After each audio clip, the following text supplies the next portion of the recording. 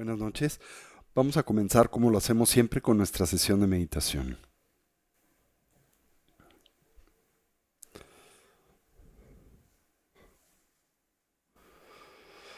Nos acomodamos, para la misma nos ponemos derechitos con nuestra espalda erguida y nuestra cabeza en equilibrio o balance.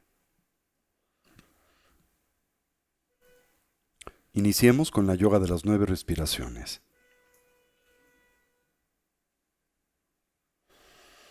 Para esta, evoquemos una imagen mental de nuestra forma física.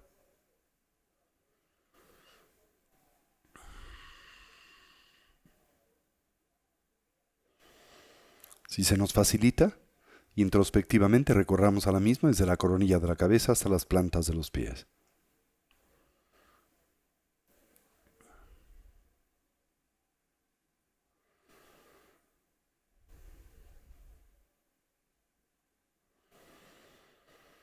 Imaginemos cómo nuestro cuerpo se transforma en una silueta luminosa y translúcida ausente de sustancialidad, con la forma y postura de los 7 puntos comúnmente asociada al Buda Vairochana. En nuestro medio surge el eje primario del sistema de energía sutil, constituido por el canal central, el Avadhuti, así como por los 2 canales adyacentes, el masculino, Rasana, y el femenino, Lalana. Al primero le concebimos como una espiga luminosa de color azul profundo no más gruesa que el dedo meñique de la mano. Recordamos parte de la coronilla de la cabeza. Ese punto, comúnmente conocido como la apertura de Brahma, localizado 8 dedos por detrás de la línea original del cabello, donde se abre y extiende, como un embudo o la punta de un mosquetón. Baja ligeramente por enfrente y paralelamente a la columna vertebral, hasta arribar a un punto 4 dedos por debajo del ombligo, donde el mismo se cierra y redondea como la punta de un bastón. Los 2 canales adyacentes parten de las fosas nasales. Suben hasta la coronilla de la cabeza, donde se encorvan como el cuello de un bastón, bajando paralelamente al canal central con el que se conectan en ese punto 4 dedos por debajo del ombligo. El canal masculino de color blanco, el lunar, el femenino de color rojo, el solar. El primero a la derecha del canal central, en el caso de los hombres, y en la posición inversa para la fisiología sutil de las mujeres. Así nos involucramos con la yoga de las 9 respiraciones. Como es costumbre, le acompañamos de esa modalidad especial de respirar conocida como la del ánfora o de la vasija. Inhalamos la expresión pura del prana y exhalamos aquella contaminada. A inhalar intentamos saturar la totalidad de nuestra capacidad pulmonar. Retenemos la respiración pausando por un momento. Volteamos la atención sobre de sí misma e intentamos reconocer y descansar en el estado y condición mental emergente más profundo, menos discursivo y más focalizado, quizá inclusive libre de elaboración.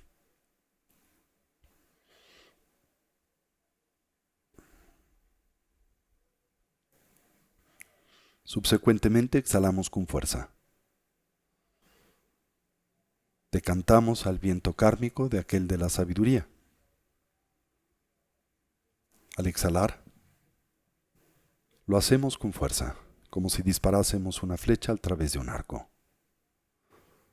Liberamos 30% del prana presente en la parte superior del cono pulmonar, con el propósito de fortalecer el viento de sabiduría que comúnmente reside en el medio del canal central. Hacemos esto 3 veces para el canal masculino, blanco, 3 para el femenino, rojo, culminando con la yoga de la gran vasija, el Bumpachen. En la misma inhalamos simultáneamente por ambas fosas nasales. Saturamos la totalidad de nuestra capacidad pulmonar respirando con el gesto del ánfora o vasija.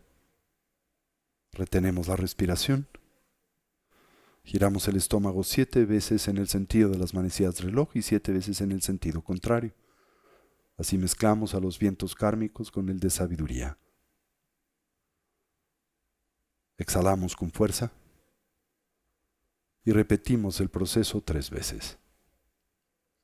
Así en silencio, involucrémonos con esta práctica, la yoga de las 9 respiraciones.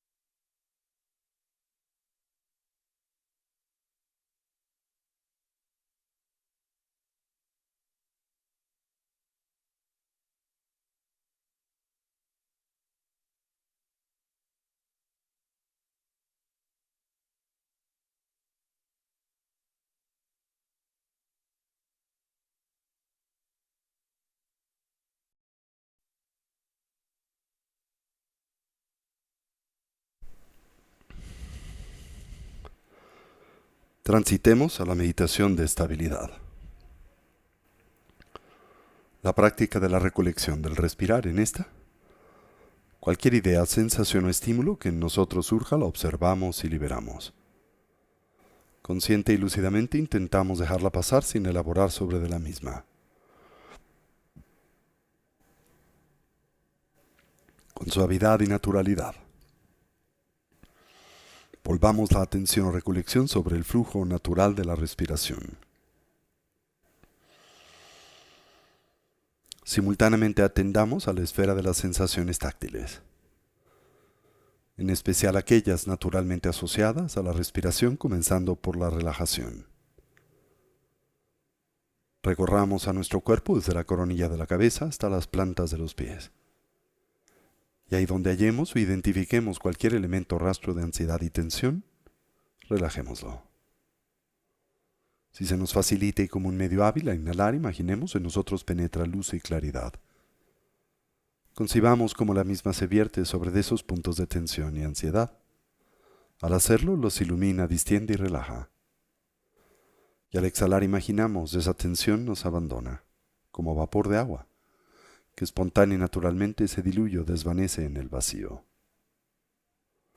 Mantengamos a nuestra recolección o presencia mental firmemente asida sobre el objeto de concentración, el respirar, mientras cultivamos una actitud de atención introspectiva dirigida hacia la emergencia de los diferentes obstáculos que sabemos dificultan, obstruyen y se obnubilan a la práctica, sobre los que aplicamos sus respectivos antídotos.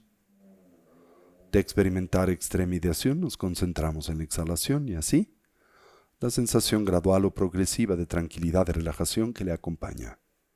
De ser presas del hundimiento mental, el soporsueño o la mera pérdida de claridad, nos concentramos en la inhalación, en la viveza y alerta, en la claridad mental que ésta detona y propicia. Así, orientemos a nuestra mente y cuerpo hacia su estado natural, del todo relajado, libre de tensión, estable y quieto, dotado de claridad, alerta y una actitud de vigilancia.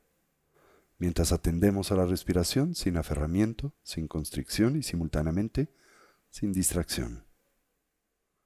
Establezcamos una transición entre la agitación o el cansancio de la tarde y el estado mental de atención y concentración necesario para el cultivo de las tres sabidurías.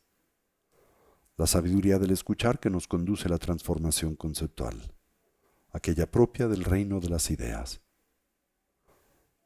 La sabiduría del análisis y la investigación que nos permite activar a la experiencia directa. Y la de la meditación que nos conduce a la integración. Con esta instrucción presente en silencio por unos minutos, dediquémonos al cultivo y al refinamiento de este aspecto y dimensión de la práctica. Toda la atención sobre el respirar.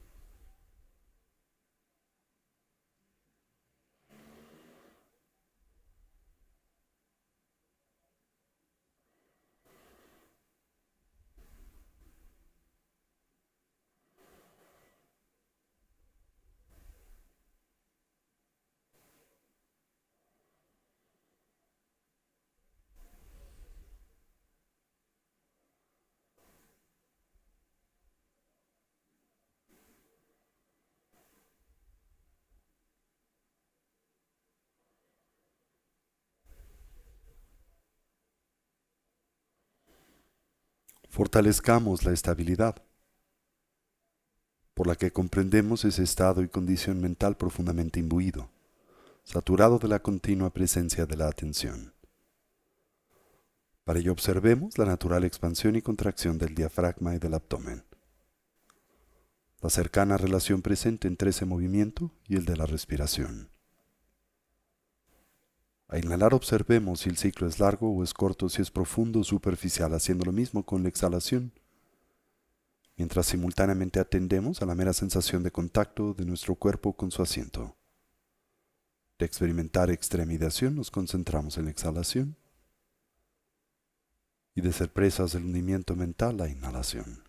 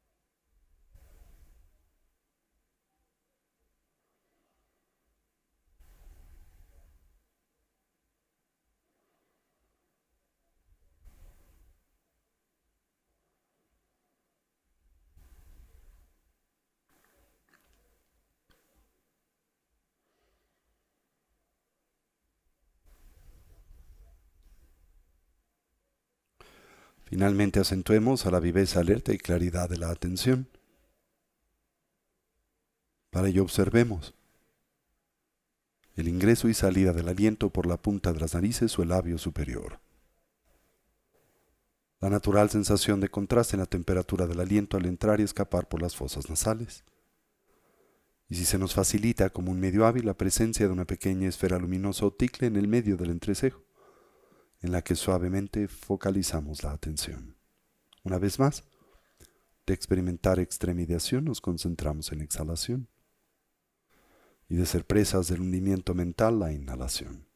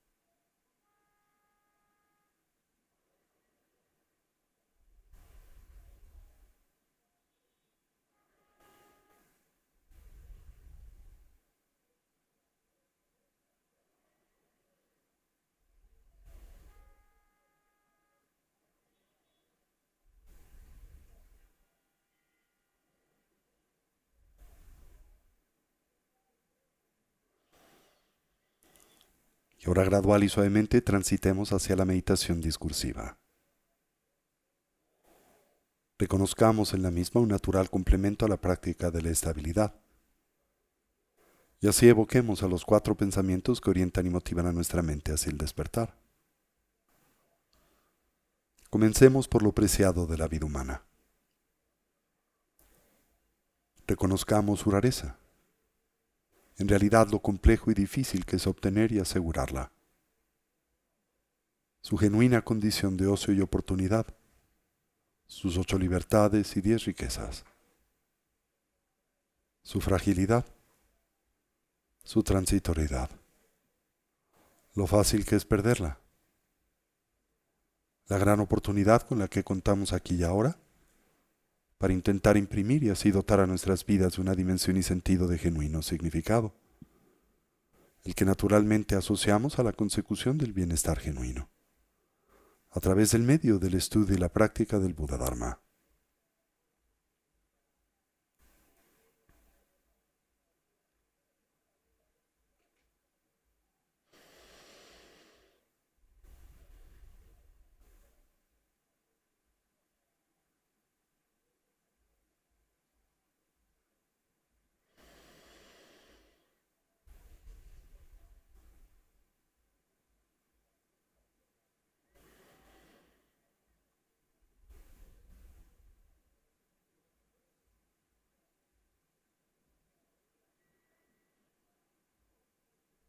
Atendamos a la muerte y la impermanencia.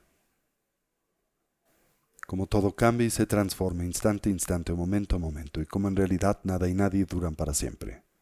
En especial, señalemos a nuestra propia condición mortal. Como la única variable del todo certera y segura en la vida es la de nuestra propia mortandad. Y que en realidad desconocemos el cómo y el cuándo es que este evento acontezca. Podría ser hoy. Con base en ello, intentemos pensar o reflexionar en torno a lo que debiese de ser genuinamente importante, prioritario, significativo en nuestras vidas. Aquello que pueda brindar o aportarnos bienestar, paz y felicidad duradera. Contrastemos a la misma con la de su impostor, el mero placer hedónico, el sensorialmente condicionado, siempre y por naturaleza, temporal y relativo. Así, por lo que concierne a nuestra meta ulterior, finalmente inconsecuente. lo que nos pueda preparar para la muerte siempre cercana, inminente e inesperada, el adiestramiento mental. Y lo que podamos llevar con nosotros durante la compleja y difícil transición, la del morir.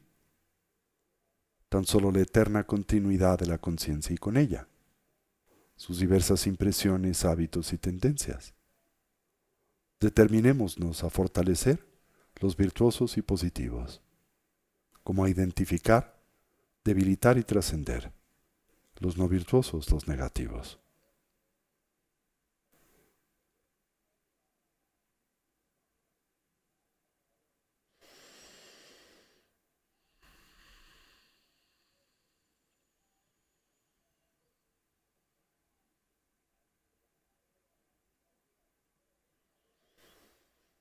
Exploremos a las causas y sus consecuencias. Como nuestro presente es el natural resultado de nuestra actividad pasada, la de mente, palabra y cuerpo. Como nuestro futuro será el efecto de la suma de nuestra actividad pasada y presente. Como todo lo que hacemos, pensamos y decimos se torna así insignificativo, haciéndonos del todo responsables de nuestra propia vida y vidas, en especial de la experiencia que de éstas derivamos, siempre personal, siempre íntima y subjetiva.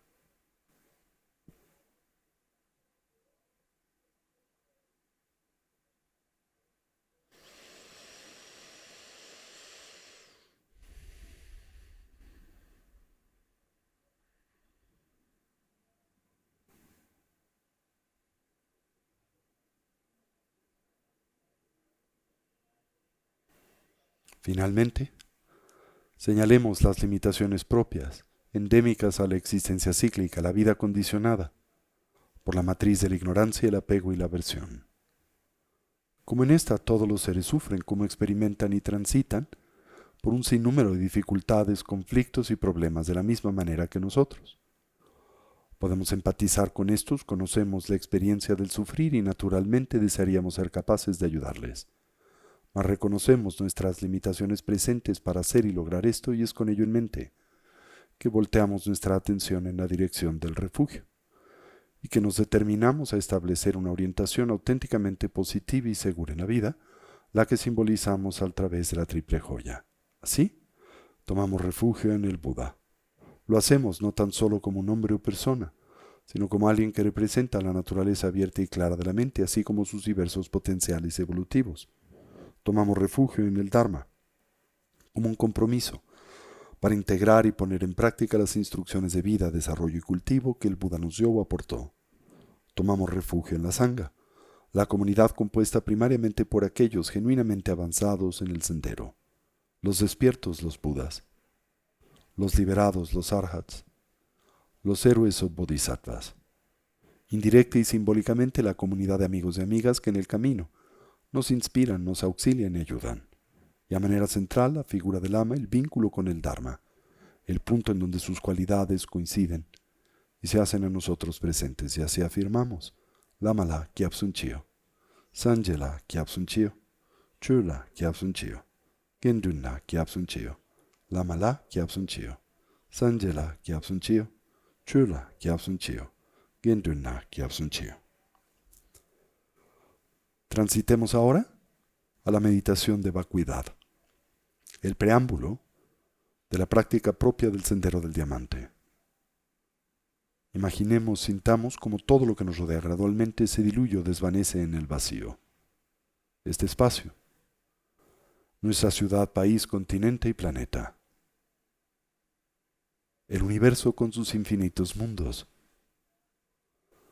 Nuestro cuerpo, referente físico con base en el cual comúnmente edificamos nuestro sentido de identidad personal. Todo ello se diluye, se desvanece en el vacío. Lo único que permanece es la expresión fundacional de la conciencia, su mera claridad y darse cuenta. Descansemos en esta dimensión de la conciencia desnuda por un momento en un estado y condición libre de elaboración.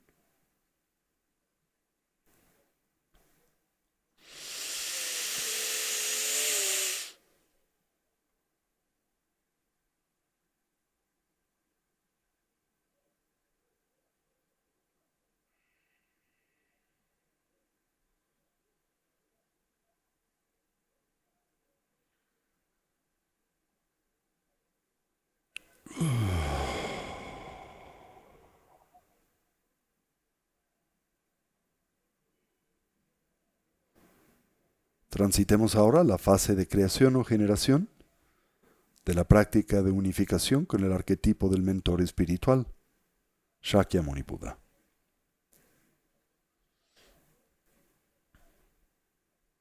Imaginemos como frente a nosotros, a la altura de nuestro entrecejo y a 1,5 metros, surgen 8 leones de nieve.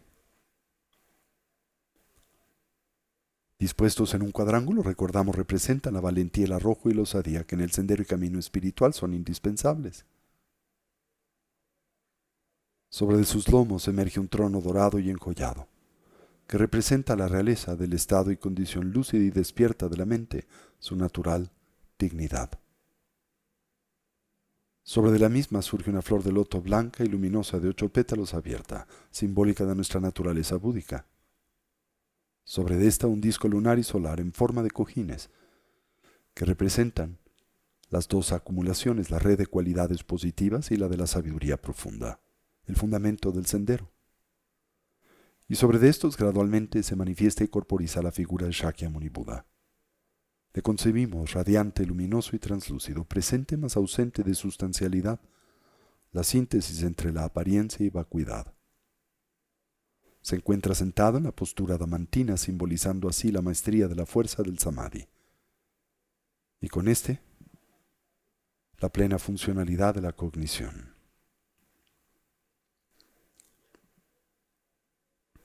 Su mano derecha toca la tierra con el dedo medio. La hace testiga de su victoria sobre el triple veneno: la ignorancia, el apego y la aversión. La izquierda descansa sobre de su regazo, orientada hacia arriba, la palma abierta, simbolizando el desarrollo de la atención sostenida, prolongada y voluntaria. Sobre de la misma, gradualmente se manifiesta la escudilla del renunciante, que a su vez contiene el néctar de la sabiduría y larga vida. Se encuentra ataviado con la vestimenta propia del bhikshu, elaborada en retacería de tela, simbólica de su victoria sobre los 8 intereses mundanos. Como todos los mahasattvas, los grandes seres, manifiesta la Ushnisha, una pequeña protuberancia sobre la coronilla de su cabeza, que simboliza la actualización de sus potenciales cognitivos, energéticos y emocionales. A su vez despliega las 32 marcas mayores como las 80 menores de un bodhisattva o un Buda, que representan la maestría de las actividades liberadoras o las perfecciones, y en el que síntesis de los potenciales que en el sendero deseamos actualizar y obtener, tomamos refugio y le decimos: querido Lama, auxílianos a purificar y a transmutar nuestras limitaciones en oportunidades. Shakyamuni Buda nos sonríe. Se manifiesta contento y satisfecho por la determinación que tanto individual como colectivamente esta tarde-noche nos anima. En consecuencia, a su alrededor surge el campo del mérito, la comunidad de seres despiertos, miriadas de budas y bodhisattvas, de seres liberados, de dakas, dakinis y protectores, de yiram, shavakas, pratyeka, budas, yogis y yoginis, cada uno de estos representando diferentes estilos y aspectos de desarrollo evolutivo. A nuestro alrededor aparecen innumerables seres sensibles, provenientes de los diferentes reinos que comprenden a la existencia condicionada, pero hoy todos dotados de la preciada plataforma humana, y a su vez animados por el espíritu de la emergencia definitiva que en nosotros contagia. Del corazón de Shakyamuni Buda se irradia un intenso haz de luz blanca. Se extiende hacia todos los seres, mundos y dimensiones. Y al arribar al campo del mérito, en este propicia una honda y profunda transformación. Budas y bodhisattvas reaparecen dotados de la auténtica presencia de Shakyamuni Buda. Simbolizan así la unicidad de la mente despierta. De Budas y bodhisattvas irradian haces de luz y claridad a todas las direcciones, los que descienden sobre de nosotros como una lluvia de bendiciones que a su vez establece un puente y vínculo de interacción entre nosotros y estos seres de sabiduría. Grandes como montañas, pequeños como partículas de polvo irradian réplicas de sí mismos, las que ahora se funden en la figura central de Shakyamuni Buda, incrementando su luz y presencia por 1000. Le imaginamos como una montaña de plata iluminada por 1000 lunas. Y ahora recibimos los 4 empoderamientos. Imaginamos como del centro y coronilla de Shakyamuni Buda surgió un halo de luminosidad de color blanco radiante, el cual simboliza o representa la energía de la transformación física del cuerpo adamantino de todos los Budas. Gira velozmente en el sentido de las manecillas reloj y en su centro aparece la sílaba y vibración primaria.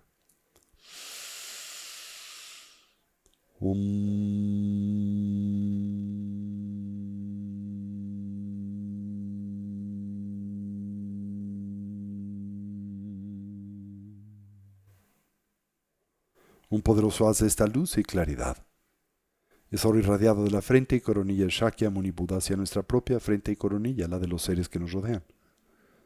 Penetra en nosotros como un espeso néctar que recorre las paredes internas de nuestro cuerpo y del mismo arrastra sus impurezas y limitaciones. Dividimos el proceso en 3 etapas. En la primera imaginamos se purifican nuestras limitaciones físicas presentes. Salen de nuestro cuerpo por las plantas de los pies, las palmas de las manos, los poros del cuerpo y el ano como si se tratase de tinta negra y humo negro, que al abandonarnos y vertirse sobre la tierra se transforma en abono. En una segunda etapa imaginamos se purifican nuestras limitaciones físicas potenciales, aquellas todavía en una etapa germinal pero no del todo manifiestas, quizá como nuestras debilidades genéticas. Salen de nuestro cuerpo de la misma manera, pero ahora como pus, sangre coagulada y ennegrecida, que al vertirse sobre la tierra en esta también operan como nutriente. Y finalmente sentimos nuestras limitaciones físicas resultantes de nuestra interacción con diferentes contaminantes ambientales, los auditivos, gustativos, táctiles y olfativos, nuestra visión kármica de la vida que nos ata a la existencia cíclica, los eventos ambientales y estelares que nos son detrimentales, las acciones físicas negativas que otros proyectan sobre de nosotros o nosotros sobre de estos, todo ello se purifica. Sale de nuestros cuerpos por las plantas de los pies, las palmas de las manos, los poros del cuerpo y el ano, como miriadas de alimañas que al abandonarnos se diluyen y desvanecen en el vacío. Donde sea pertinente aplicamos las fuerzas y poderes de oposición. El corazón de la purificación, el arrepentimiento, la no culpa, la determinación de enmienda, el deseo de reorientar a nuestras vidas en la dirección positiva y segura de la triple joya, la necesidad de cultivar una mentalidad altruista que nos ayude a contrarrestar el egoísmo, el imperativo de corregir el daño que a través del cuerpo hayásemos propiciado detonado en otros o en nosotros mismos. Y mientras sentimos esto, experimentamos la fuerza vibratoria de la sílaba Om dentro de nosotros 3 veces.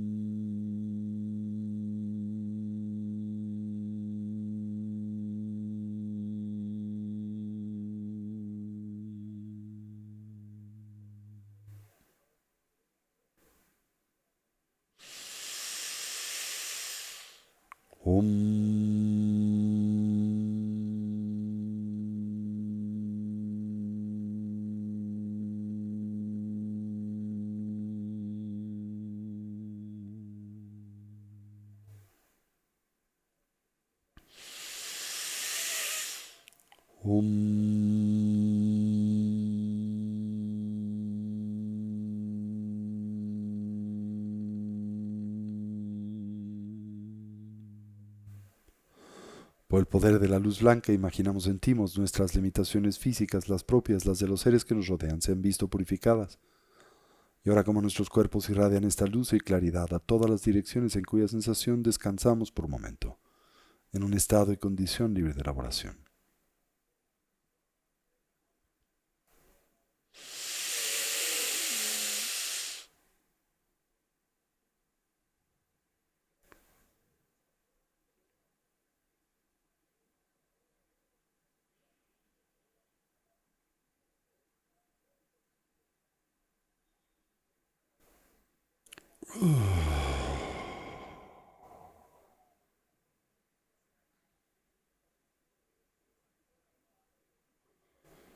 Y ahora imaginamos o sentimos como del área de la garganta del Buda surge un halo de luminosidad de color rojo radiante, el cual simboliza o representa la energía de la transformación verbal de la habla adamantina de todos los Budas. Gira velozmente en el sentido de las manecillas del reloj y en su centro aparece la sílaba y vibración primaria.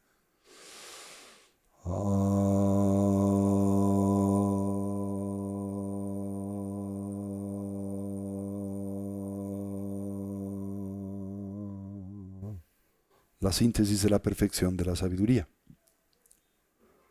Un poderoso haz de esta luz y claridad es ahora irradiado de la garganta del Buda hacia nuestra propia garganta y boca, la de los seres que nos rodean. Una vez más penetra en nosotros, nos satura, desde las plantas de los pies hasta la coronilla de la cabeza.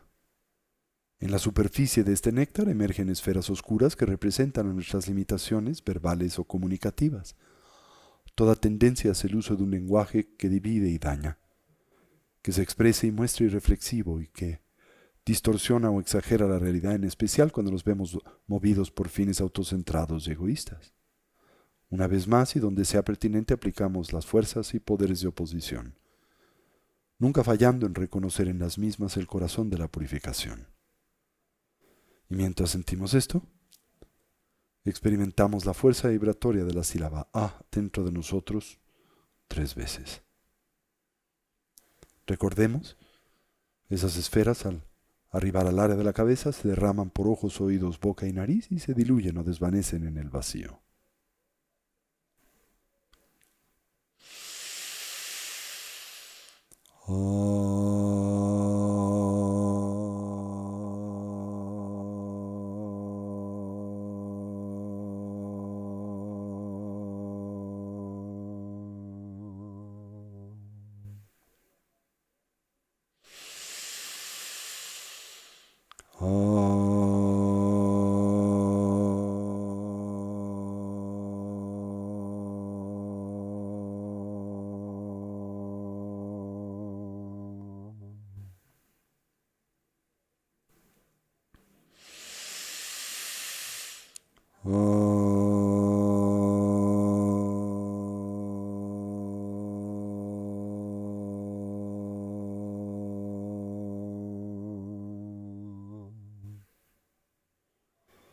Por el poder de la luz roja, imaginamos, sentimos nuestras limitaciones verbales, las propias, las de los seres que nos rodean, se han visto purificadas.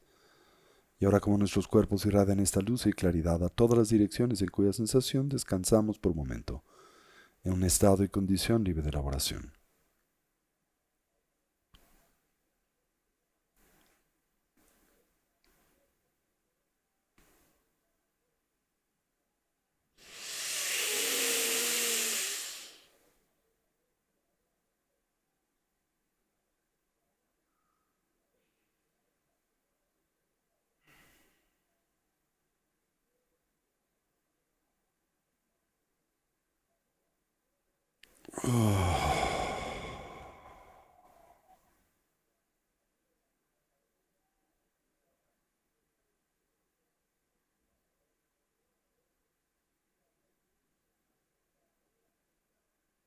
Ahora imaginamos o sentimos cómo se lleva a cabo la purificación mental y emocional.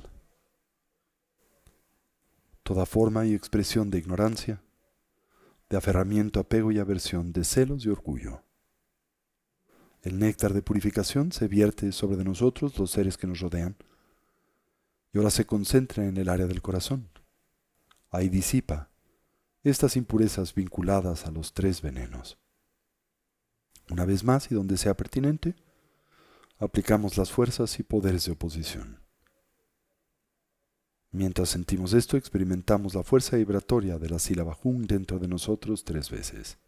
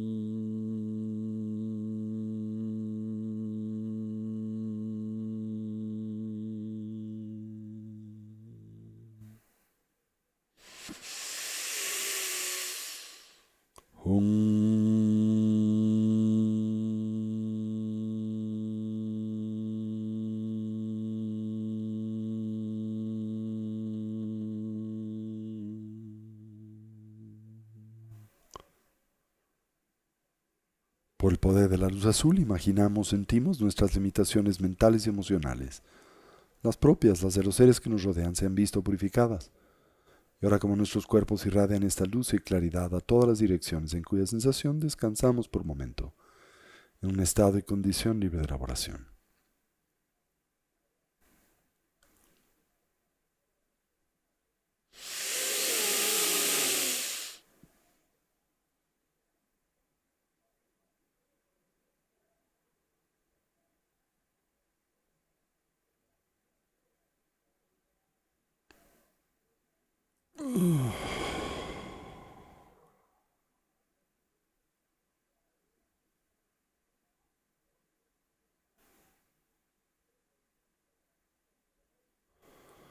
Ahora imaginamos o sentimos cómo se lleva a cabo el proceso de la purificación simultánea.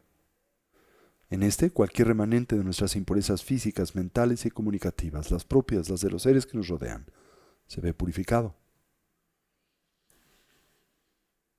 Simultáneamente recibimos el impacto de las tres luces que se irradian del Buda hacia nosotros, blanca por la frente, roja por la garganta, azul por el pecho, a nuestros respectivos puntos, los de los seres que nos rodean.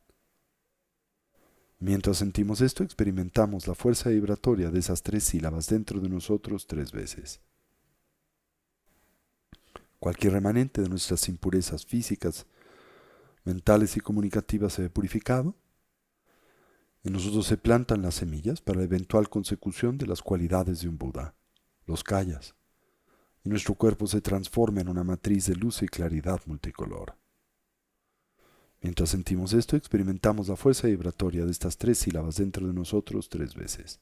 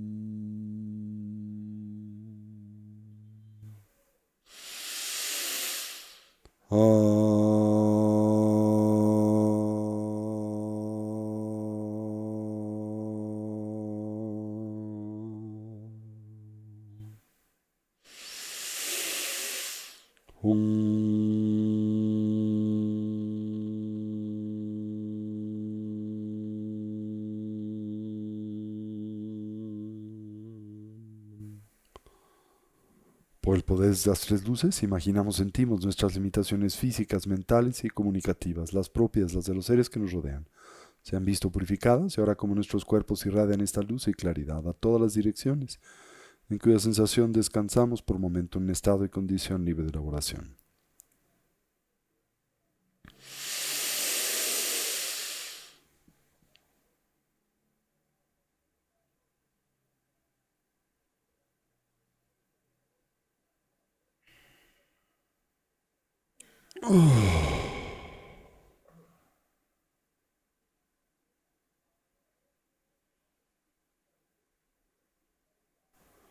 Contemplando al Buda le decimos, querido Lama, auxílianos a purificar y a transmutar nuestras limitaciones en oportunidades. Shakyamuni Buda nos sonríe. Se manifiesta contento y satisfecho por la determinación que tanto individual como colectivamente esta tarde nos anima. Y así dice, queridos hijos e hijas de la buena familia del Mahayana, a través de esta práctica sus limitaciones son en efecto purificadas. Transitamos a la fase de integración. Budas y bodhisattvas irradian luz y claridad y penetran por la coronilla de la cabeza de Shakyamuni Buda, incrementando una vez más su luz y presencia por 1000.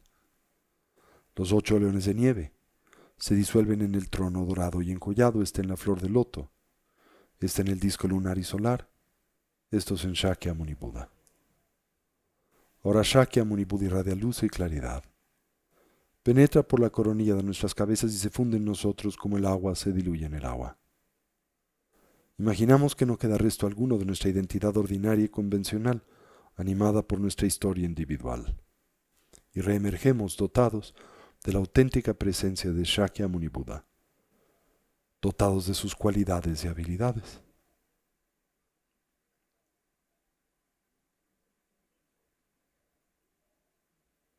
El universo reaparece, ahora como un Budaverso, como un entorno exaltado en donde todos los seres son Budas, los sonidos mantras, y todo es perfecto, radiante y luminoso. Y mientras sentimos esto, experimentamos la fuerza vibratoria del mantra de Shakyamuni Buda 108 veces.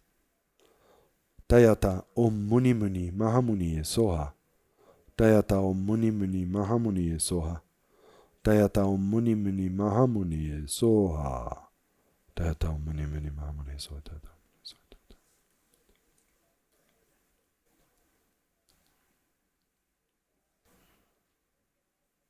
Muni Soha. Tayata Om Muni Soha.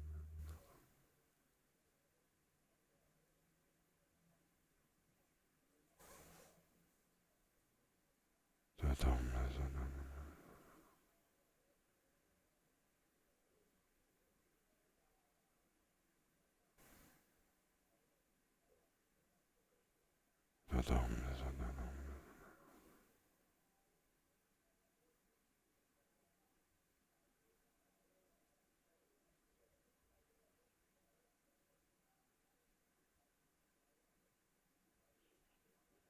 Tayata Om Muni Soha.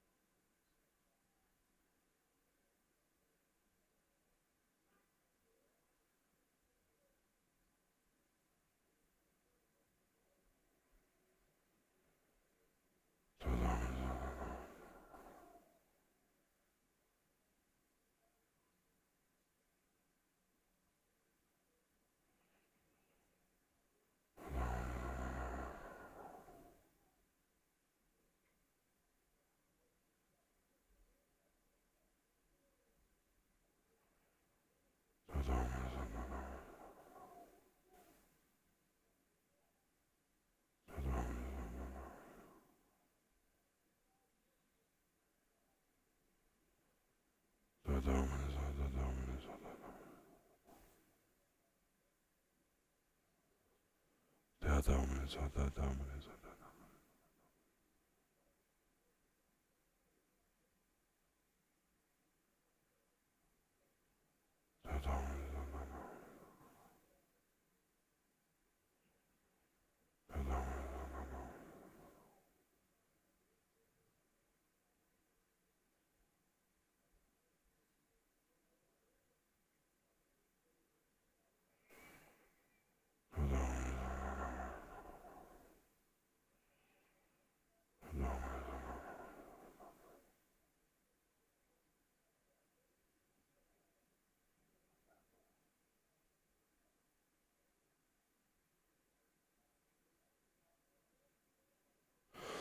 Tata mani mani mahamani soha tata mani mani mahamani soha tata mani mani soha tata mani. Tata mani mani mahamani soha. Transitamos a la fase de perfeccionamiento. En la misma emulamos lo que acontece en el tránsito del dormir y el morir. El encuentro en la luz clara de la mente hija con la luz clara de la mente madre. Una vez más, en el medio de nosotros surge el canal central. Shakyamuni Buddha irradia luz y claridad, penetra en el mismo y reaparece en el medio de este a la altura del corazón, con sus ojos bien cerrados, lo cual emulamos. Vientos sutiles primarios y secundarios penetran en el canal central, así como lo hacen las gotas neurales masculinas y femeninas. Las gotas neurales o esencias vitales masculinas de color blanco descienden por la parte superior del canal central. Las esencias vitales femeninas de color rojo ascienden por la parte inferior del mismo. Presionan a la gota indestructible y en el instante en que escuchemos el palmear de las manos, penetran en esta, se fisura y libera la luz clara esencial de la mente, la conciencia primigenia. Intentamos reconocer y descansar en la misma por un momento, en un estado y condición libre de elaboración. Canal central, Shakyamuni Buddha en el medio del mismo, ojos bien cerrados. Vientos sutiles, gotas neurales al corazón.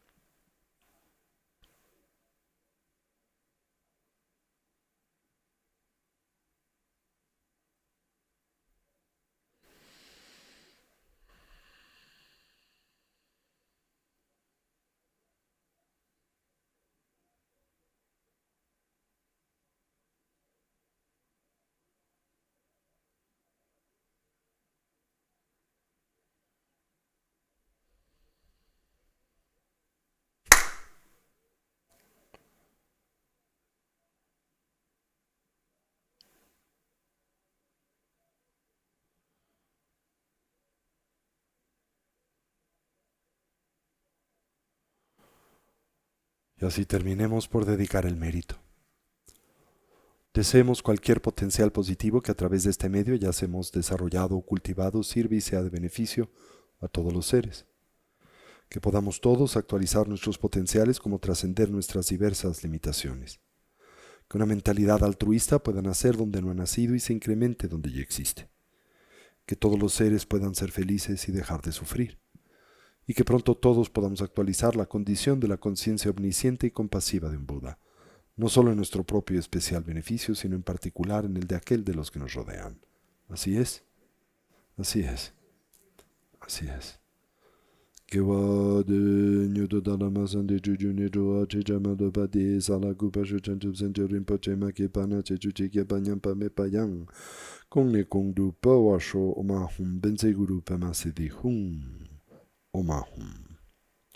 Y así incorporamos y traemos este espacio y lugar de nueva vez nuestra atención.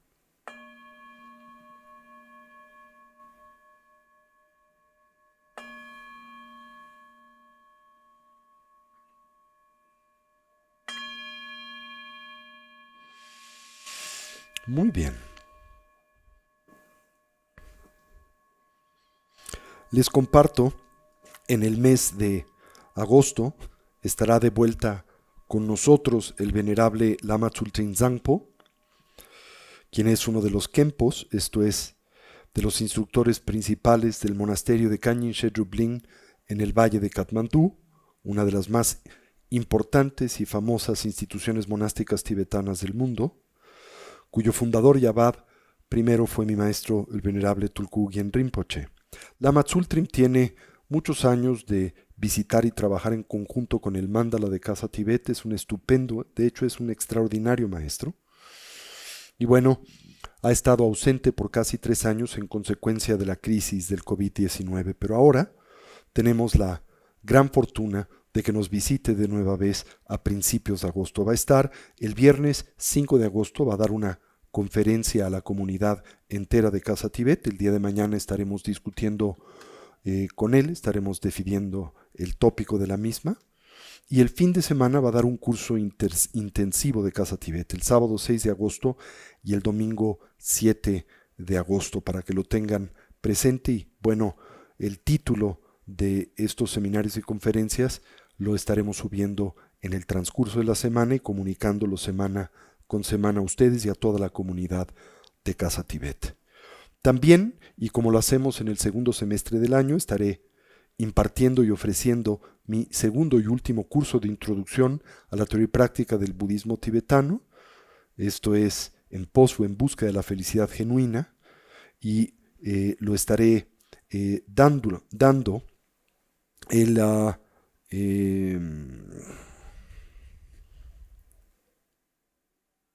sábado 27 y domingo 28 de agosto, tanto presencial como eh, virtualmente, para aquellos que les interese este seminario o ingresar al programa formal educativo que ofrece y en el que ustedes participan la Casa del Tibet, ¿sí?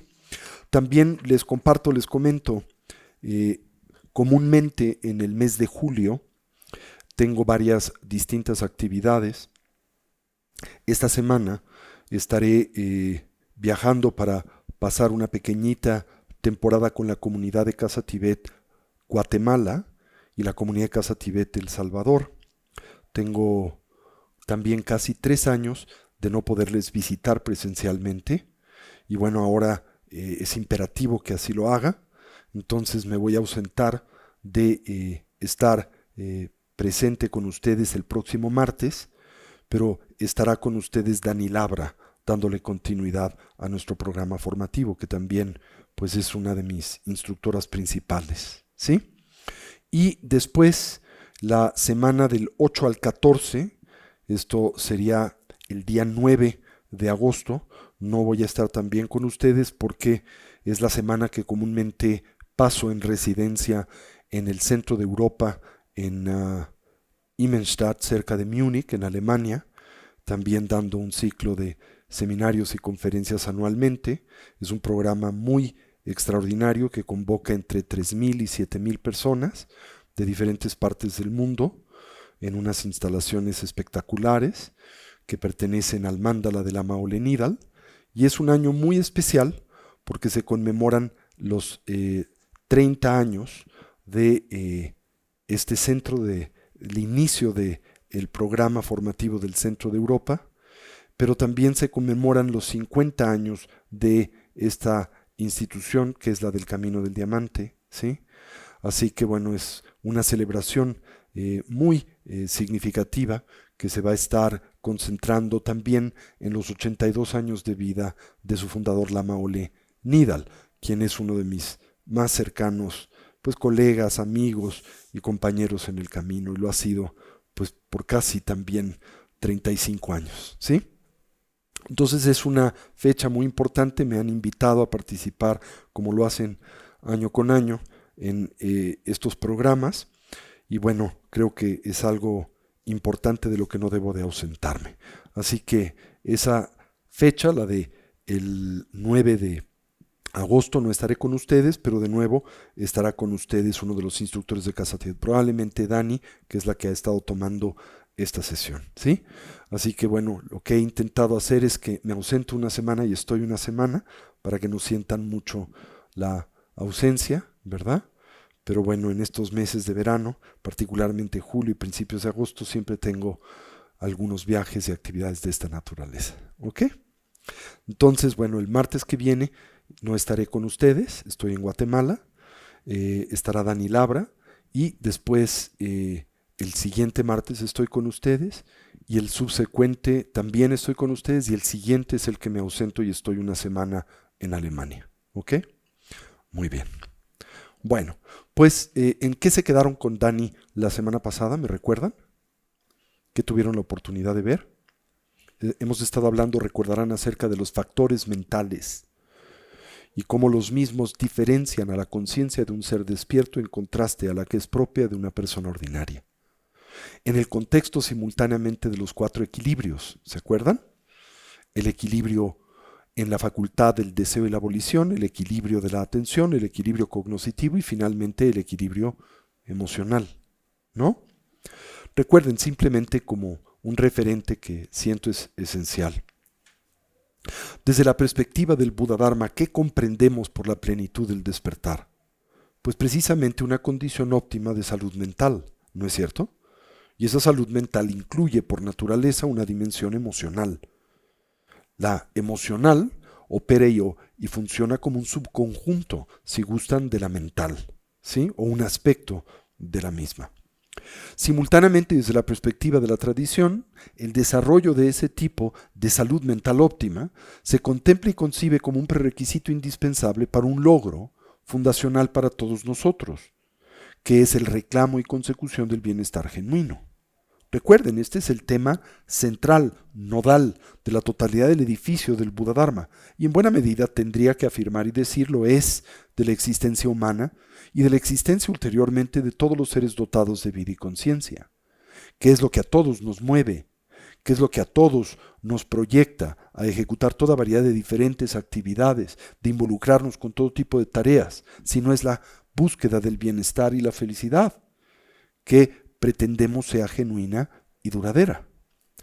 Y en ese contexto, bueno, uno de los tópicos centrales de investigación de la filosofía budista es precisamente el de la naturaleza de esa condición y experiencia, que simultáneamente distancia, divorcia o divide de una disminuida, que es el placer hedónico, el sensorialmente condicionado, el que derivamos del contacto de nuestras diferentes bases sensoriales, primariamente las físicas con sus respectivos estímulos, pero también de la mental ordinaria o convencional. ¿Se acuerdan de esto, verdad? Ahora, desde la perspectiva de la tradición budista, ¿de qué depende la salud mental óptima? Y por lo tanto, ¿qué opera como un prerequisito esencial para la consecución del reclamo del bienestar genuino y duradero? Bueno, del cultivo de 4 equilibrios. Sí, este es un modelo muy importante de la psicología budista contemporánea. El desarrollo de lo que denominamos el equilibrio conativo. Recuerden que la palabra conativo proviene del verbo conar, que se utiliza comúnmente hoy dentro del contexto de la psicología evolutiva occidental y que se refiere o señala a la facultad del deseo y la volición. El equilibrio conativo entonces representa el desarrollo de un equilibrio en nuestros deseos y voliciones, de tal manera que los mismos puedan ser y operar a manera y en forma conducente al reclamo y consecución del bienestar genuino, en contraste del desarrollo de deseos y voliciones que nos distancian precisamente de las causas que detonan esa condición, esa meta, ¿verdad? Y ese logro en términos generales. Simultáneamente, se plantea como central el desarrollo y el cultivo del equilibrio de la atención, del que depende la plena funcionalidad cognitiva o de la mente o cognición, el desarrollo del equilibrio cognoscitivo, desarrollar una cognición coherente, correcta, objetiva de las cosas como son, y finalmente el desarrollo y el cultivo del equilibrio emocional. Y de hecho el equilibrio emocional depende del equilibrio conativo, depende del equilibrio de la atención y el cognoscitivo. Y al mismo tiempo, cuando el individuo sufre de desequilibrios emocionales, simultáneamente estos impactan a los equilibrios conativos, los de la atención y los cognoscitivos. En realidad, los 4 operan a manera y de forma interdependiente. Recordarán simultáneamente que para poder reclamar dicho equilibrio, pues tenemos que reparar y superar el desequilibrio en el que estas facultades o funciones hoy operan, ¿verdad? Y aquí seguimos un modelo tripartita, constituido del examen del déficit de hiperactividad o la mera disfuncionalidad de estas facultades. Así hablamos del déficit conativo, o hablamos acerca de la hiperactividad conativa o la mera disfuncionalidad conativa. Y hacemos lo mismo con la atención, con la cognición y con nuestras experiencias emocionales, ¿verdad? Ahora, dentro del contexto de la tradición budista se dice que todas nuestras distintas aflicciones mentales y emocionales son de naturaleza accidental. Esta es una afirmación muy importante y que demanda en nosotros cierta clarificación e investigación. Es central para la filosofía y práctica del Buda Dharma. la noción de que nuestras aflicciones mentales y emocionales son en realidad temporales o accidentales. Si nuestras aflicciones mentales y emocionales fueran intrínsecas a la naturaleza humana o la naturaleza de los seres sensibles o a la condición de nuestra cognición, ¿cómo se manifestarían? Podemos inferirlo, ¿verdad? Lo harían de forma coemergente y operarían en contexto con la conciencia de forma cosustancial. ¿Qué quiere decir esto? Quiere decir que cada momento cognitivo emergería en un vínculo inseparable de esas aflicciones mentales y emocionales. Implica simultáneamente que esas aflicciones mentales y emocionales, en consecuencia en nosotros, en todos los seres sensibles, se manifestarían siempre dotadas de la misma, digamos, intensidad, condición, naturaleza, expresión, y al mismo tiempo no podrían verse afectadas por ningún tipo de estímulo o por ningún tipo de antídoto o por ningún tipo de estrategia, dado el hecho de que operarían a manera cosustancial, representarían una parte, un elemento constitutivo de la propia condición de la cognición. Evidentemente esto no sigue a nuestra observación empírica, ¿verdad? Es claro el hecho de que en cada instante de nuestra experiencia vital no se hacen presentes nuestras distintas aflicciones mentales y emocionales. Es claro simultáneamente el hecho de que aun cuando nosotros somos presa de la influencia de las mismas, éstas se ven alteradas o influenciadas por toda variedad de distintos tipos de estímulos o condicionamientos. En consecuencia, ¿qué es lo que podemos concluir? Que esa red o ese velo de aflicciones mentales y emocionales que hoy en efecto nos aflige y afecta es accidental. Accidental quiere decir que se manifiesta temporalmente, obnubila temporalmente a la continuidad de la conciencia, pero no es un elemento constitutivo esencial o cosustancial de la misma. En consecuencia, el sendero del desarrollo evolutivo súbitamente se torna posible y viable. ¿Por qué? Porque si entendemos esta condición, podremos simultáneamente y con confianza inferir que nuestras aflicciones mentales y emocionales pueden disminuirse en intensidad, que nuestras aflicciones mentales y emocionales pueden temporalmente inhibirse.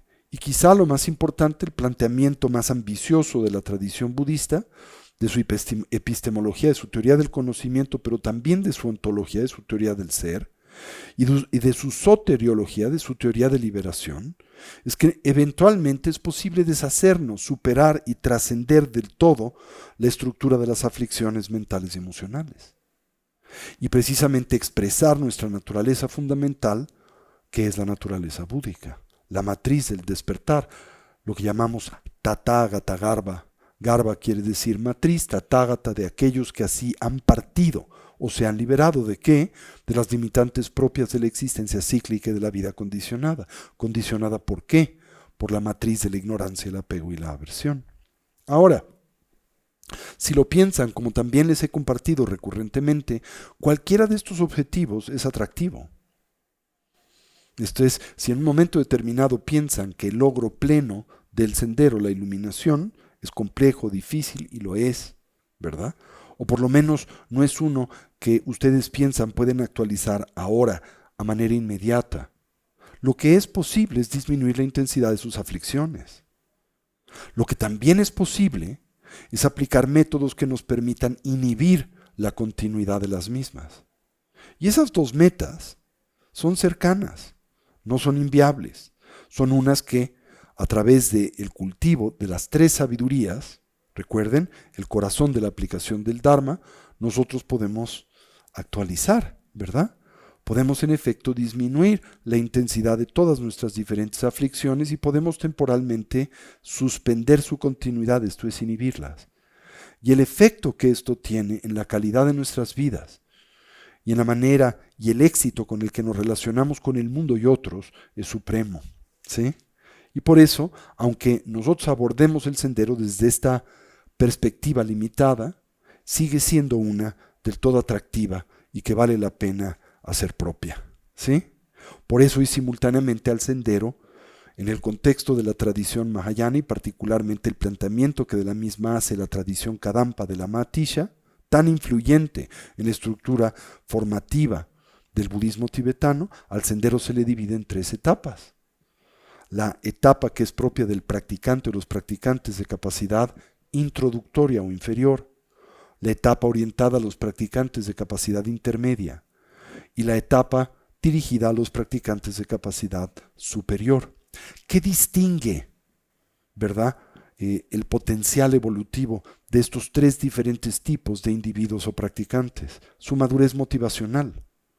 El practicante de capacidad inferior se vincula al sendero del desarrollo evolutivo primariamente movido o movida por mejorar su condición de vida presente y eventualmente de comprender y entender la eterna continuidad de la conciencia y su condición espiritual, también el mejorar nuestra condición de vidas futuras. ¿Sí? En este contexto les recomiendo enormemente, si tienen la oportunidad en Netflix, que vean el documental de Infinite Lives, se llama así. ¿Sí? Ahí es un documental espléndido, producido por algunos de los más importantes investigadores científicos contemporáneos del fenómeno del Renacimiento, ¿verdad? Los herederos del trabajo del doctor Ian Stevenson en la Facultad de Medicina, en la Escuela de Psiquiatría, del Departamento de Estudios de la Personalidad de esta universidad, ¿sí? Ahí se entrevista a la doctora Antonia Mills, que ahora trabaja en la Universidad de British Columbia y ha dedicado una buena parte de su vida al estudio del fenómeno de la transmigración o el renacimiento en los primeros pobladores de Canadá, ¿sí? Y al mismo tiempo, en este documental está el trabajo, se presentan las investigaciones de varios herederos del doctor Ian Stevenson, que también presentan este caso de forma espléndida. Son 6 capítulos, Infinite Lives, ¿verdad? Y recomiendo particularmente el primero y el último, ¿sí? Si tienen la oportunidad, véanlos. Les va a ayudar también, creo que en español se llama Sobrevivir a la muerte, ¿sí? Surviving Death en inglés, ¿no? No Infinite Lives. Entonces, les recomiendo particularmente el capítulo 1 y 6. Son verdaderamente interesantes, fascinantes. Los pueden ver el fin de semana y les van a ayudar a fortalecer la certeza en este principio fundacional de la filosofía budista, que es la eterna continua de la mente y el renacimiento, ¿sí? Entonces, a lo largo de esa sucesión de vidas, nosotros poco a poco tenemos la oportunidad de refinar nuestro desempeño vital o, en contraste, fortalecer las causas que conducen a su deterioro. Porque recuerden que desde la perspectiva de la tradición budista, la evolución no se concibe como un proceso lineal y siempre ascendente. Es un proceso que en ocasiones puede ser ascendente y en otras puede ser descendente. Esto es, el mismo sigue y opera en consecuencia del principio de la causalidad moral, el karma, el desempeño vital de un ser sensible. Cuando nosotros refinamos dicho desempeño vital, avanzamos en las dimensiones que son propias de la existencia cíclica y podemos, de hecho, generar las condiciones para del todo liberarnos de la misma o de continuar desplegando toda variedad de estados mentales y emocionales aflictivos. Podemos generar condiciones que deterioren nuestra condición no solo de vida presente, sino también futura, ¿sí? Bueno, ahora examinábamos, recordarán, el cómo nosotros estamos compuestos de 5 agregados. Les denominamos en la lengua sánscrita skandhas, ¿recuerdan? Y se les llama en la lengua tibetana pungpo. Pungpo quiere decir bonches de cosas, conglomerados de cosas. De hecho, la traducción del término sánscrito skandha es la de una colección de componentes transitorios, ¿sí? O una colección de elementos en cambio y transición. Estamos compuestos del skandha de la forma física, la corporeidad. Estamos compuestos del skandha de la conciencia, que se subdivide en el skandha o el agregado de las sensaciones y sentimientos, el skandha o el agregado de las percepciones, el skandha o el agregado de los condicionamientos y finalmente el skandha y el agregado de la conciencia o conciencias. ¿Sí? En el contexto del skandha, de los condicionamientos, hablamos de los 51 factores mentales, que simultáneamente y de forma primaria subdividimos en varias categorías.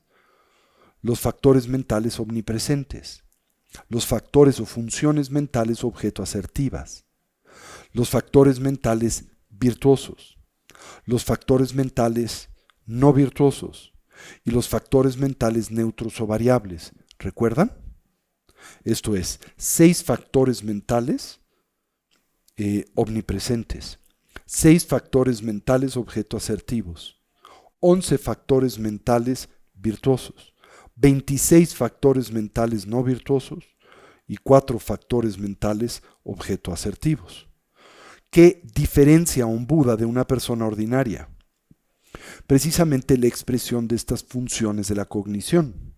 En nosotros, estas funciones cognitivas se expresan a través de la fragmentación dualista y en consecuencia también lo hacen movidos por una estructura de aflictividad. En contraste, en el caso de un ser despierto o uno liberado, esas estructuras cognitivas se manifiestan de forma plenamente pura, ¿sí? Ausentes de la cognición dualista y su natural aflictividad.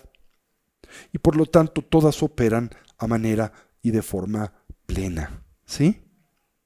Ahora, es importante tener en cuenta la estructura de estos 51 factores mentales, entender de qué manera operan en nosotros y cómo lo hacen en la conciencia de un ser iluminado, para simultáneamente y a través de este medio generar un sentido de profunda devoción y admiración por el estado y condición de la budeidad. Y esto lo hacemos en el contexto de fortalecer esa dirección positiva y segura que queremos imprimir a la vida y que pues centramos en el referente de lo que llamamos el refugio. El refugio en el contexto del Buda Dharma se presenta de diferentes maneras. El primario es aquel que centramos en la triple joya. El refugio en la meta del sendero, que es la conciencia plenamente lúcida, despierta y actualizada de la budeidad. El refugio que centramos en el Dharma, los métodos que nos conducen a la consecución y el reclamo de ese estado y de ese fin. Y el vínculo con un entorno que favorezca el desarrollo evolutivo, que nos permite la aplicación de esas herramientas que nos conducen al despertar y la iluminación. Y que dividimos en el Arya Sangha, la comunidad de aquellos que se han liberado de la existencia condicionada, que representa el objeto primario de refugio en el contexto de este tercer elemento joya, la de la Sangha, y la Sangha de las 4 o 10 direcciones, que representa simbólicamente a cualquier individuo, cualquier persona que en el camino puede inspirar y ayudarnos, ya sea a asociar y vincularnos al mismo, a mantenernos en este presentes con firmeza y continuidad, a recorrer el mismo y reclamar eventualmente su fin y su logro, ¿sí? Pero, dado el hecho de que estos individuos comúnmente no han superado sus propias aflicciones, no se contemplan como objetos del todo centrales del refugio de la triple joya, ¿sí? Porque el refugio en la Sangha se concentra en el Arya Sangha, esto es, la comunidad de aquellos que han logrado liberarse de la existencia condicionada. ¿A través de qué? De lograr los 4 equilibrios, de propiciar la salud mental óptima y así arribar a una dimensión genuina de bienestar y felicidad que no depende de estímulo sensorial alguno, en el contexto de lo que hemos venido discutiendo y hablando, ¿sí? Ahora, para el practicante de capacidad intermedia, es aquel o aquella que ya no solo busca mejorar su condición de vida samsárica presente o futura, sino se trata de aquella persona o individuo que lo que busca es liberarse del todo del samsara. Y busca esto porque está hasta el copete del samsara. Porque entiende que aunque al samsara se le vista de seda, como a menudo digo, samsara se queda, ¿sí? Y que no importa los ajustes que imprimamos en la condición de la existencia condicionada, esta siempre tarde o temprano da pie a la decepción, la ansiedad, el dolor y el sufrimiento, ¿sí? En consecuencia, un practicante más maduro no solo busca mejorar la condición de vida presente o futura, sino busca del todo liberarse de aquello que propicia y detona nuestras dificultades y problemas recurrentes. ¿Y qué es lo que desde la perspectiva de la tradición budista propicia esas dificultades y problemas recurrentes? La estructura del triple veneno.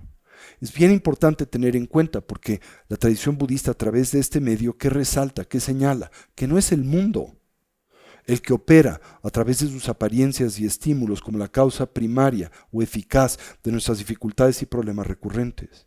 Sí, en efecto, el mundo puede cooperar, puede influenciar naturalmente a la experiencia que en la vida tenemos. Esto es autoevidente, nadie lo niega ni lo duda, ¿verdad? Pero no operan esas condiciones como la causa eficaz de nuestros conflictos y dificultades esenciales. Esos conflictos y dificultades esenciales provienen de causas internas, ¿verdad? Y por lo tanto subjetivas, que el individuo tiene que atender, no a través de manipular el entorno inmundo en el que vive, sino a través de transformar la manera en que lo experimenta, la manera en que por él mismo transitamos. Y ese es el objetivo de lo que llamamos el Lo-Yong en la tradición tibetana, que quiere decir el adiestramiento mental. Entonces, en esta dimensión, la del practicante de capacidad intermedia, una práctica contemplativa muy importante, relevante o central es explorar las cualidades de un Buda.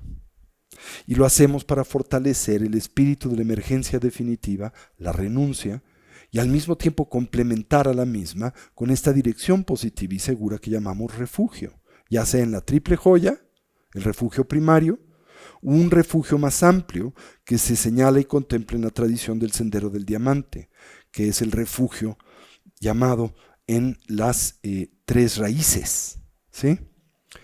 Que son las raíces en el éxito en el camino que conduce al despertar acorde al Sendero del Diamante, al Vajrayana. Es el refugio en el ama, el refugio en el yidam, el arquetipo búdico, y el refugio en los protectores del Dharma. Cada uno de estos nos aporta algo importante. El ama nos aporta inspiración. Los yidams nos ayudan a obtener las cualidades del sendero. Esa mecánica particular es la que utilizamos para detonar el reconocimiento de nuestra naturaleza esencial. Y los protectores del Dharma representan la expresión de la actividad búdica. Simultáneamente el lama es una expresión del Buda. El yidam es una expresión del Dharma. Y los protectores son una expresión de la comunidad espiritual o un desdoblamiento de la misma. ¿Hasta aquí me siguen? Bien, entonces decíamos que un Buda ha actualizado de forma plena, por ejemplo, los factores mentales objeto asertivos. En este o esta operan sin impedimento alguno.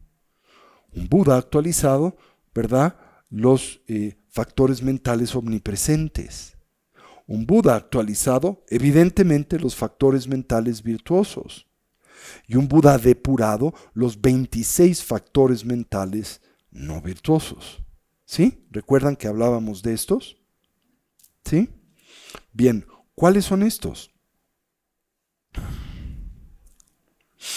Bien, hablábamos acerca de la ignorancia como el primario de los mismos, ¿verdad? La confusión, esa no solo inhabilidad para percibir con claridad aquello que se presenta en nuestras bases sensoriales, pero también una tendencia a confundir o distorsionar la naturaleza de esas apariencias. Recuerden que nosotros no solo sufrimos y somos presa de una dimensión pasiva de ignorancia, sino también propiciamos y detonamos una proactiva. ¿Sí? La pasiva es el mero desconocimiento, el distanciamiento de aquello que se manifiesta en nuestras diferentes bases sensoriales, las físicas y la mental. Pero la ignorancia proactiva es aquella en donde sí percibimos esto, pero lo hacemos de una forma distorsionada. Por ejemplo, demandamos permanencia de lo impermanente, estabilidad de lo que es inestable, duración de aquello que es transitorio, identidad intrínseca de lo que tan solo posee una temporal relativa y compuesta, cualidades sustanciales de lo que no las tiene. Y así generamos las causas que propician en buena medida el conflicto, el dolor y el sufrimiento, e ignoramos aquellas que detonan el bienestar y la felicidad duradera. ¿Sí? También, ¿verdad?, hablamos acerca de la duda aflictiva, específicamente centrada en tópicos muy importantes para el desarrollo evolutivo. Por ejemplo, el principio de la causalidad moral o el karma. Por eso este es un objeto de detallado examen y estudio dentro del programa formativo que es propio del Buda Dharma. Nosotros lo atacamos en diferentes momentos en el sendero, pero generalmente lo hacemos por vez primera cuando presentamos los famosos 4 pensamientos que orientan a la mente al despertar. Tocamos el tema dentro del contexto de la estructura esencial del sendero, que es la de las 4 nobles verdades. Recuerden cuál es la segunda de las 4 nobles verdades. La primera de las 4 nobles verdades es la verdad del sufrimiento. La segunda es la verdad del origen del sufrimiento. Y desde la perspectiva budista, ¿cuál es el origen del sufrimiento? En realidad, el origen del sufrimiento es ¿qué? Sí, la ignorancia, pero algo que la ignorancia produce. El karma, que es la actividad contaminada. Y el karma que propicia las aflicciones mentales y emocionales. ¿Sí? Los kleshas. Entonces, ¿cuál es el fundamento de nuestras dificultades y problemas? El karma y los kleshas. Ahí empezamos a estudiar este tópico central de la filosofía budista. Y después, cuando nos abocamos al estudio de una modalidad, ¿verdad?, del samadhi, que es el del vipassana, y que tiene por característica la metódica investigación, retomamos de nuevo el tema del karma. Y estudiamos, por ejemplo, las 4 características del karma. El hecho de que el karma es definitivo, expansivo, que si no se generan las causas no se producen sus efectos y que en realidad trátase de algo que no se desvanece por sí mismo.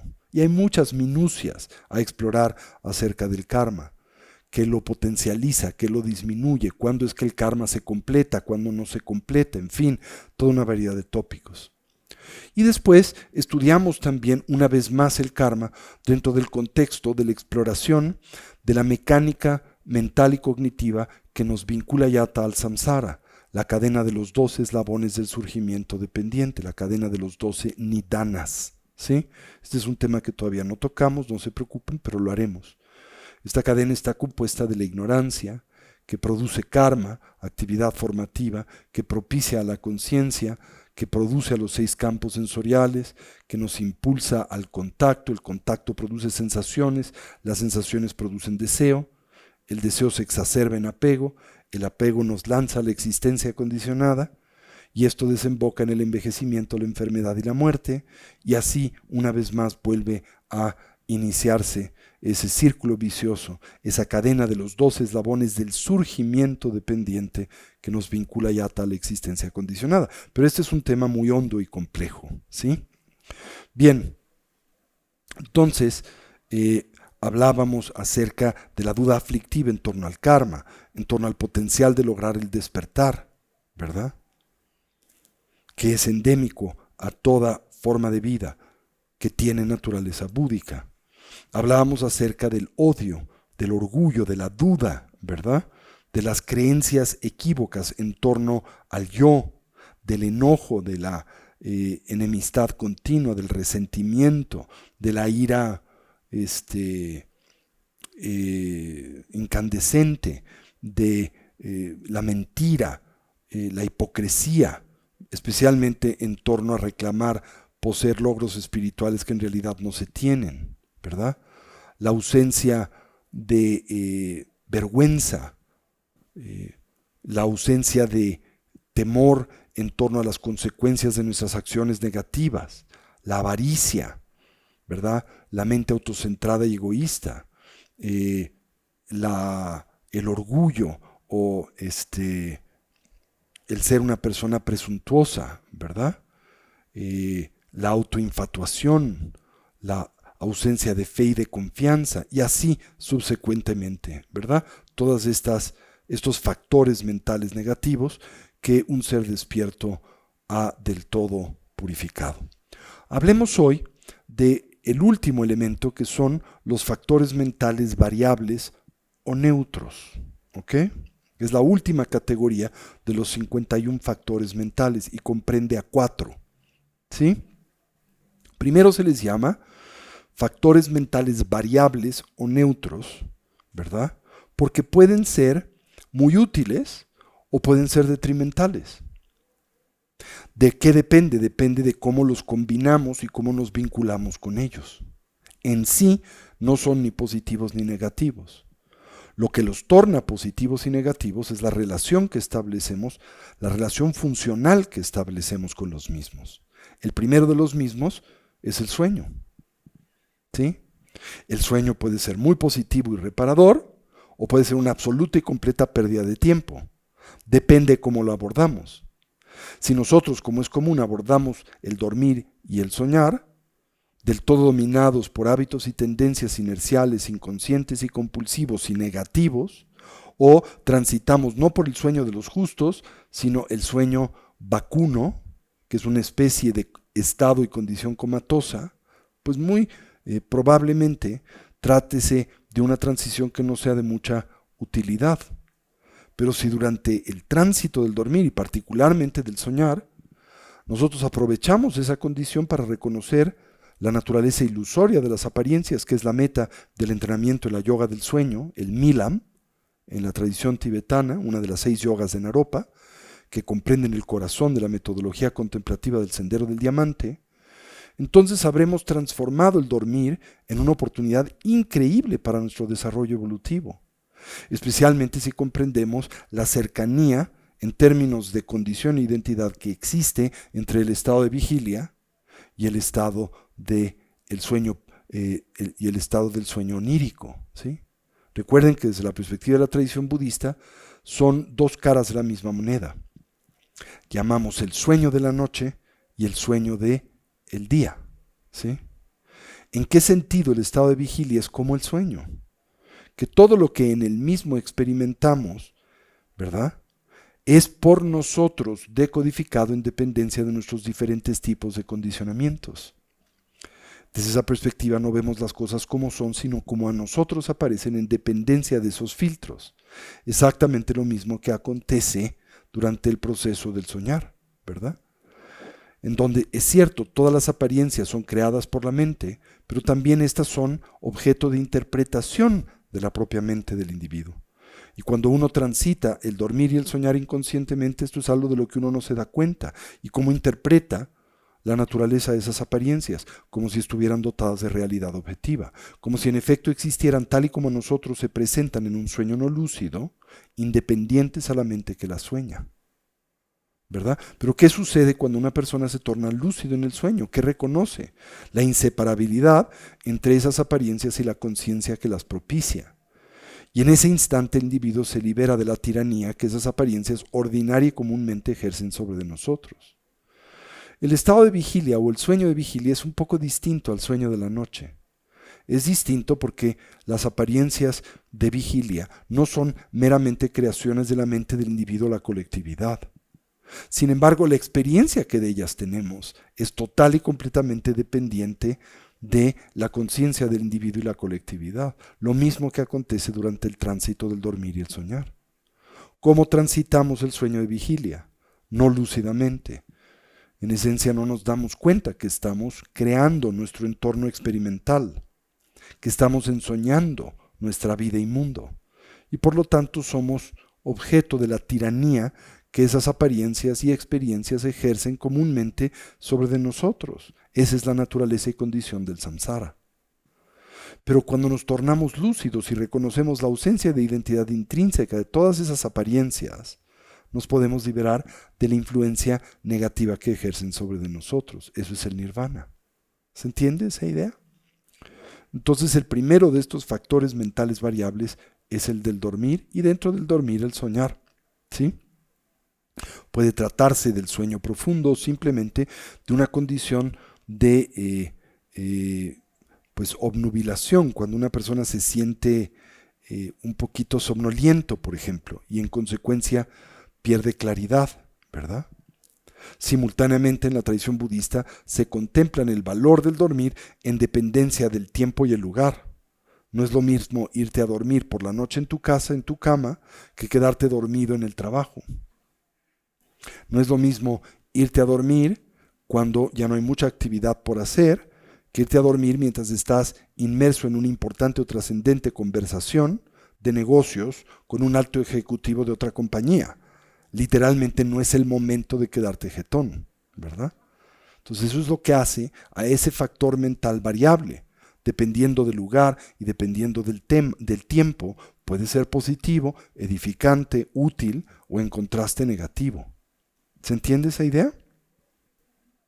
El siguiente de los factores mentales variables, bueno, y en el contexto de un Buda, no opera, porque un Buda no duerme como nosotros, ¿verdad? Aunque un Buda duerme, que mantiene durante el sueño profundo y el proceso de la ensoñación plena y total lucidez.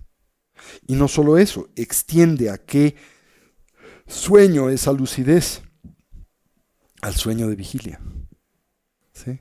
Para un Buda no hay diferencia entre el sueño de la noche y el sueño del día. Y un Buda que mantiene en el sueño de la noche y el sueño del día plena y completa lucidez, ¿verdad? Simultáneamente en la conciencia de un Buda, en donde ya no están presentes ninguno de los 26 factores mentales negativos, ya no hay negatividad, entonces ¿cómo piensan que se manifiestan las apariencias de la noche? También de forma pura, ¿verdad? No hay aflictividad alguna. Los Budas no tienen pesadillas, ¿verdad? Digámoslo así. El siguiente factor mental variable es el arrepentimiento, ¿sí? Que puede manifestarse como pues uno genuino, cuando uno verdaderamente se arrepiente de la ejecución de acciones no virtuosas, o simplemente como una especie de inútil culpa y preocupación. Algo que conocemos muy bien culturalmente porque es una característica, si lo piensan, de la civilización cristiana y particularmente del catolicismo, donde se exalta desgraciadamente precisamente la culpa y la preocupación y se confunde con el arrepentimiento. Arrepentimiento y culpa no son lo mismo. En la tradición budista promovemos como valioso e importante el desarrollo del arrepentimiento, pero concebimos a la culpa y la preocupación como algo total y completamente inútil y degradante simultáneamente de nuestra autoestima, indispensable para el desarrollo evolutivo. ¿Se entiende esto? Y los últimos dos, ¿sí?, nos proveen de algo a contemplar mentalmente, ¿sí? Hablan del proceso mental en general. El tercero es la conjetura. Y la conjetura es el movimiento inicial, ¿verdad?, del pensamiento, el primer flashazo del pensamiento, que hace una conexión, pero sigue todavía buscando o en pos de cierta certidumbre. Y después viene la reflexión en sí misma, que no es otra cosa que un pensamiento sostenido, en donde la mente se asienta en el objeto de examen y extrae de este conocimiento, ¿sí? Entonces los últimos dos factores mentales variables son la conjetura, que precede a la reflexión. ¿Ok? En la conjetura se hace o establece un primer vínculo con el objeto de reflexión, y en la reflexión se sostiene el pensamiento centralmente en dicho objeto, que se emplea como uno de análisis y exploración para el ganar o reclamar conocimiento, ¿sí? Bien, evidentemente esta lista no representa la totalidad de las tendencias humanas. Es una mera muestra, pues, estadística de las mismas, ¿sí? Y en realidad, pues, se exploran estos factores mentales dentro del contexto del Buda Dharma, todas estas acciones y emociones complejas, pues precisamente para generar algo que se contempla indispensable en el sendero, que es autorregulación, y la habilidad de hacerse consciente de nuestra dimensión interna, de la que la mayoría de nosotros somos del todo inconscientes. Sabemos más de la luna que de nuestros sentimientos, ¿verdad? Así como a menudo se critica el que sabemos más de la luna que de las profundidades del océano, pues sabemos más de las profundidades del océano del que sabemos poco que las profundidades de nuestro ser y mundo emocional, ¿verdad? Y en la cultura en la que vivimos no se exalta como valiosa esa investigación, ni se nos entrena al cultivo de la misma desde pequeñitos. Pero bueno, tampoco debemos de culpar a la cultura porque ahora tenemos esa posibilidad, tenemos vínculos y tenemos acceso al Dharma, y con el acceso al Dharma esta metodología de desarrollo introspectivo contemplativo que podemos poner en práctica ahora, ¿sí? Bien, entonces, cuando investigamos todos los elementos que comprenden a nuestra personalidad, los famosos 5 skandhas, pues nos hacemos conscientes de que no tenemos una identidad unitaria y que nuestra identidad no es estática, sino está compuesta y al mismo tiempo sujeta a movimiento y transformación constante. Y cuando, a través de la fuerza recurrente de la exploración, permitimos que ese entendimiento transite de lo intelectual a lo intuitivo, ¿esto qué inhibe? La defensa y promoción del yo fantasioso, que es lo que la tradición budista llama ego. ¿Sí? Recuerden, hablamos de un yo genuino y uno fantasioso. En la tradición budista no se busca eliminar el yo en su totalidad. Lo que se busca es señalar, identificar y trascender el yo fantasioso. ¿Y cuál es ese yo fantasioso? El que se aferra a una condición y circunstancia, el que se piensa, por ejemplo, hermoso, que se identifica con su cuerpo, que es transitorio y temporal, ¿verdad? El que se identifica con un título universitario, ¿verdad? O una profesión o un puesto. El que se identifica con un género. Y así subsecuentemente, como lo hacemos todos, ¿verdad? Investigar que ese yo es fantasioso es central para liberarnos de las aflicciones, de aferramiento y de aversión que acompañan esa distorsión cognitiva en general, ¿sí? Y vuelvo a insistir, un Buda está libre de esas variables en términos generales, ¿sí? Bien. Volviendo entonces a la guía del Amrim, de las etapas del camino al despertar, y este tópico, el de las cualidades de un Buda. Hice esta desviación porque es muy importante que entendamos qué es un Buda, qué representa el despertar y la iluminación, la condición de un ser totalmente purificado, de un ser plenamente desarrollado, en el contexto, por ejemplo, de estos 51 factores mentales de los que hemos hablado. Alguien que se encuentra también libre de todo temor, ¿verdad? No tiene temor, ¿por qué? Porque confía en la impecabilidad de su desempeño vital, que se ha ejecutado no en continuidad de actividades contaminadas, karma, sino como expresión de la actividad búdica, plenamente lúcida y despierta. ¿Sí? Simultáneamente decíamos que, en consecuencia, al reclamar ese estado y condición, nuestra habilidad para beneficiar a otros se potencializa. Porque aunque nosotros hoy tengamos deseo y determinación de auxiliar a los demás, nuestra capacidad para hacerlo claramente es limitada. ¿Y por qué piensan está limitada? Por nuestros kleshas, por el velo de nuestras propias aflicciones mentales y emocionales. Trungpa Rinpoche decía, mi primer maestro tibetano, que aquello que la persona ordinaria llama ayudar es una forma elegante de compartir nuestra propia confusión. ¿Sí? Y en buena medida, mientras nosotros no hayásemos superado nuestras aflicciones, ese es el caso. Ahora, ¿quiere esto decir que no nos aboquemos al intento de beneficiar a otros? No, por supuesto que lo debemos intentar y podremos hacerlo en diferentes grados de efectividad. Pero lo que aquí quiere decirse es que la plenitud de la efectividad para ayudarse a uno mismo y a los demás adviene en consecuencia de haber depurado de la conciencia todas sus aflicciones. el velo de la ignorancia, el apego y la aversión, del que dependen las 84.000 aflicciones, y en consecuencia de las cuales surge esta condición vital contaminada que llamamos samsara. ¿Sí? También se dice que los budas tienen una apariencia física muy agradable, resultante de la maduración de su karma positivo. Tienen una capacidad comunicativa excepcional. Usan el habla como un instrumento de liberación, uno que seduce a quien lo escucha. En otras palabras, diríamos que esa capacidad para comunicar y hablar es una cualidad y característica esencial de un Buda, ¿sí? La elocuencia, pero una elocuencia trascendental.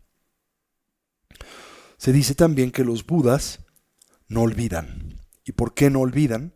Porque han desarrollado plena recolección, consecuente del cultivo de la atención sostenida, prolongada y voluntaria.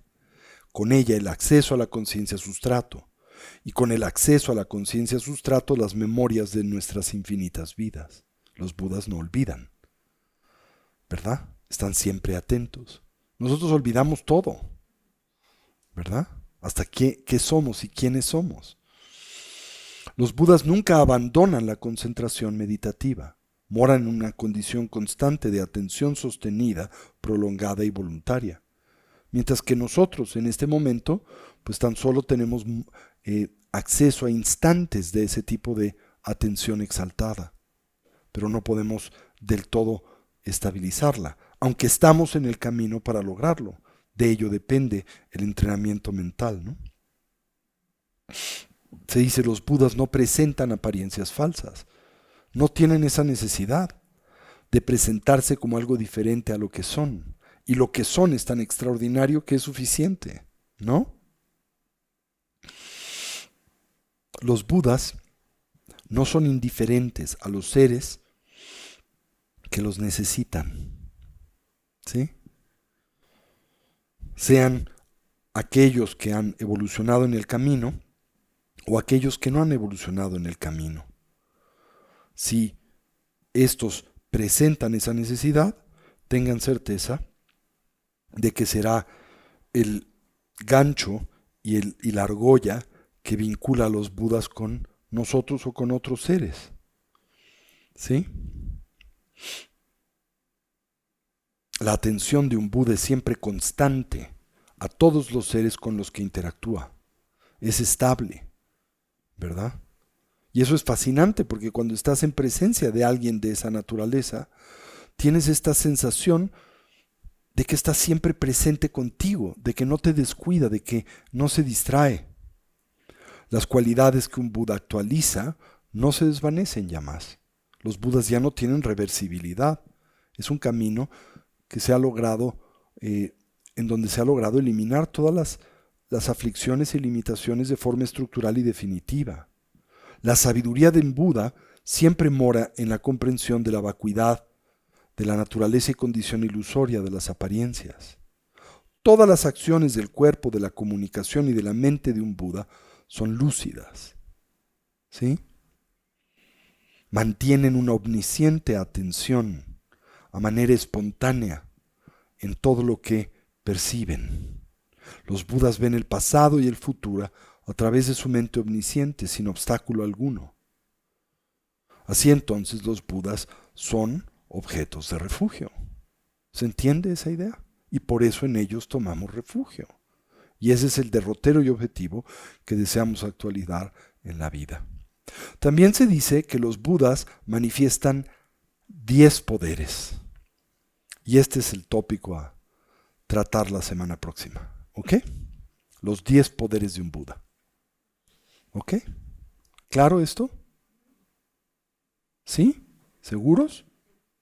La idea, recuerden, a través del examen de las cualidades de un Buda, es entender que es un objeto confiable de refugio y la dirección que deseamos imprimir a nuestras vidas. Esto es esencial para consolidar la motivación propia del practicante de capacidad intermedia, en el contexto de las etapas del camino al despertar. Pues muy bien, Terminemos nuestra sesión aquí, ¿verdad? Dediquemos el mérito, como siempre deseemos, que cualquier potencial positivo que a través de este medio hayásemos desarrollado y cultivado, que sirva y sea de beneficio a todos los seres. Que podamos todos actualizar nuestros potenciales como trascender nuestras diversas limitaciones. Que una mentalidad altruista pueda nacer donde no ha nacido y se incremente donde ya existe. Que todos los seres puedan ser felices y dejar de sufrir. Y que pronto todos podamos actualizar la condición de la conciencia de sabiduría y compasión de un Buda, no solo en nuestro propio especial beneficio, sino en el de aquel de los que nos rodean. Así es, así es, así es. Que va de ñudo dana masande jujuni dua che jamado pade sala gupa shuchanjo senjorin pachema ke pana che juji ke panyam pa me payang kong ne kong du pa washoma hum bense guru pa masede hum oma.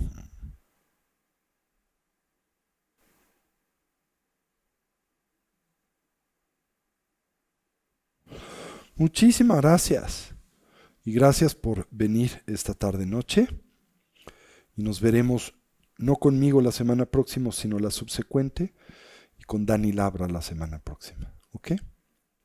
Muchas gracias.